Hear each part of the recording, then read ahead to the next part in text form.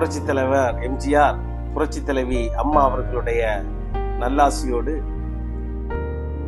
இந்த 2026 விடியா அரசினிடமிருந்து ஒரு விடை பெறக்கூடிய ஆண்டாக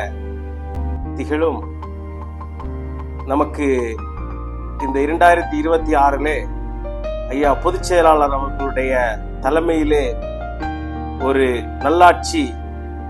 அமையும் என்று கூறி அனைவருக்கும் கன்னியாகுமரி மேற்கு மாவட்டத்தினுடைய இளைஞரணி சார்பாக அனைவருக்கும் இனிய புத்தாண்டு நல்வாழ்த்துக்களை தெரிவித்துக் கொள்கிறேன்.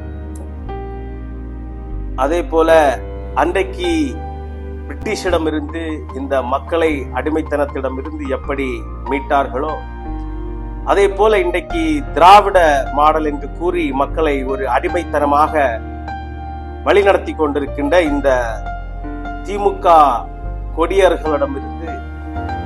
இந்த மக்களை மீட்பதற்காக ஐயா பொதுச் செயலாளர் ஐயா எடப்பாடியார் அவர்களுடைய தலைமையிலே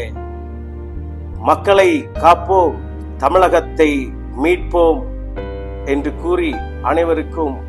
மீண்டும் ஒரு முறை இந்த 2026 ஒரு விடிவு காலம் வர வேண்டும் என்று கூறி அனைவருக்கும் இனிய புத்தாண்டு நல்வாழ்த்துக்களை தெரிவித்துக் கொள்கிறேன்.